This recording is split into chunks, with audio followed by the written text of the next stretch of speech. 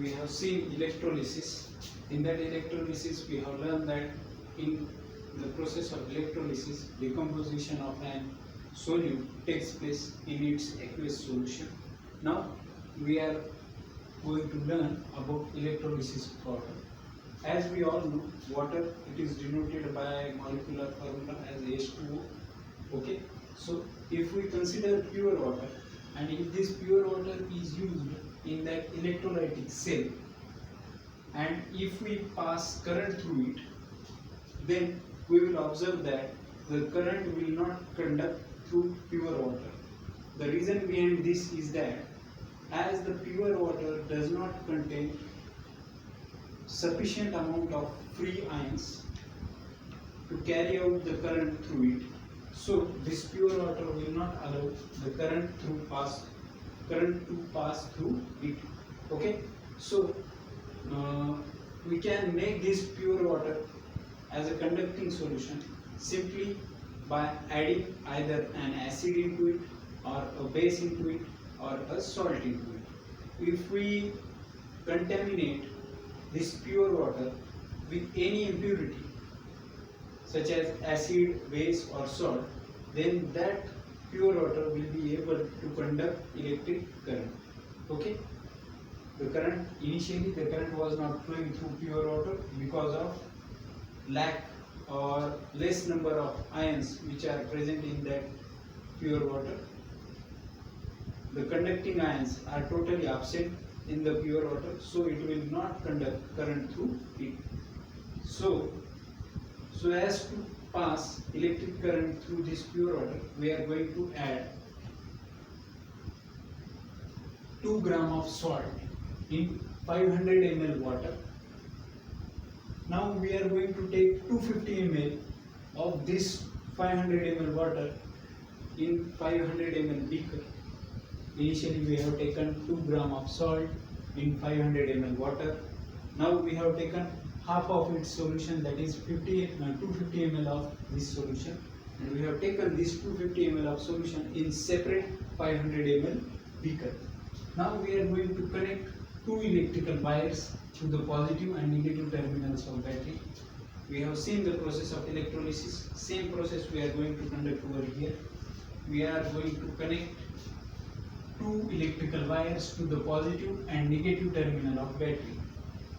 One electrical wire, its cladding has been removed. Cladding remove केली म्हणजे काय केलं, एक वायर आहे त्याच्यावरचं प्लास्टिकचं आवरण काढून टाकलं आणि त्यातला असा कॉपर वायर बाहेर काढला. ओके, हा कॉपर वायर बाहेर काढला असा आणि या कॉपर वायरला कनेक्ट केलं बॅटरीच्या निगेटिव्ह टर्मिनल सोबत. या कॉपर वायरवर एक टेस्ट ट्यूब अशा प्रकारे ऍडजस्ट केली. आता या टेस्ट ट्यूबला असं इथं मी सपोर्ट दाखवलेला नाही, पण ऍक्च्युअली या बीकर मध्ये या टेस्ट ट्यूबला एका प्रकारचा सपोर्ट दिलेला असेल. ही टेस्ट ट्यूब वायरवर भार किंवा वजन टाकणार नाही.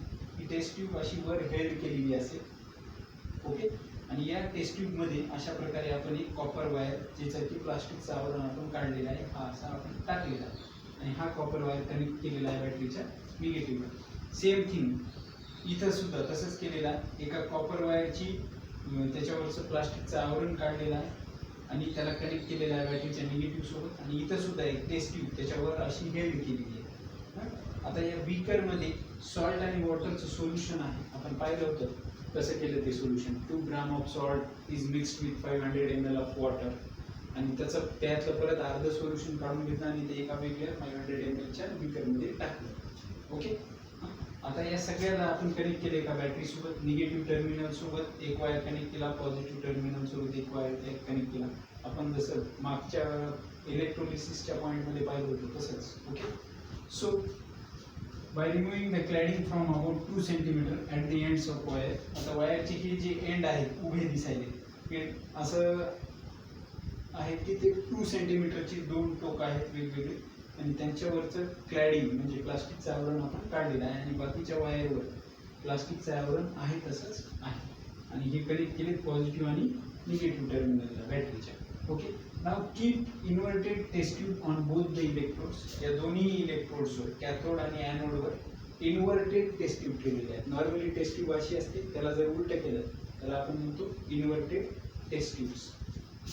Now start electric current with 6 volt potential difference battery.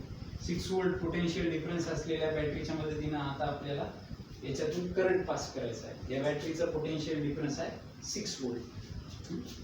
Now the volume of the gas formed near the cathode is double that of the anode. आता ही प्रोसेस जेव्हा आपण सुरू करू थोड्या वेळाने आपल्याला असे दिसेल की या दोन्ही टेस्ट ट्यूब मध्ये गॅसचे बबल फॉर्म व्हायलेत किंवा तयार व्हायले. पण आपल्याला असं लक्षात येईल की जी टेस्ट ट्यूब आपण बॅटरीच्या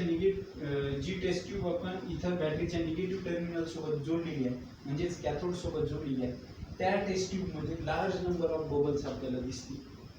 हे बबल असतील हायड्रोजन बबल. आणि जी दुसरी टेस्ट ट्यूब असेल जी की बॅटरीच्या पॉझिटिव्ह टर्मिनलला आपण जोडली इथं आपल्याला थोडे कमी बबल्स दिसतील आणि इथं आपल्याला भेटेल oxygen. Okay. In the first test tube which is connected with negative terminal of battery with the help of wire we are getting hydrogen gas, and in the second test tube which is connected with positive terminal of battery we are getting oxygen or oxygen gas. आता अशा प्रकारे आपण H2O ला म्हणजे वॉटरला चा आपण dissociation केलं त्यातला ऑक्सिजन वेगळा केला.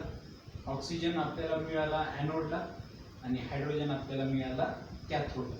ओके. ॲनोड आणि कॅथोड कसं तर या टेस्ट ट्यूब मध्ये हा वायर बॅटरीच्या निगेटिव्हला कनेक्टेड आहे त्यामुळे हा झाला कॅथोड आणि या टेस्ट ट्यूब मध्ये हा वायर बॅटरीच्या पॉझिटिव्हला कनेक्टेड आहे त्यामुळे हा झाला ॲनोड. ॲनोडवर आपल्याला ऑक्सिजन मिळाला कॅथोडवर आपल्याला हायड्रोजन मिळाला. In this way electrolysis of pure water can be carried out. Hydrogen gas will be obtained at cathode and oxygen gas will be obtained at anode. So this was all about electrolysis of water. यामध्ये आपण pure वॉटरला कंटॅमिनेट केलं, मराठीत त्याला दूषित केलं असंही म्हणतो. कंटॅमिनेट केलं म्हणजे काय केलं प्युअर वॉटरमध्ये सॉल्ट ॲड केला आणि त्याचं एक सोल्युशन तयार केलं. आता या सोल्युशनमधून करंट पास केल्यानंतर आपल्याला हायड्रोजन आणि ऑक्सिजन वेगवेगळे झालेले दिसतील.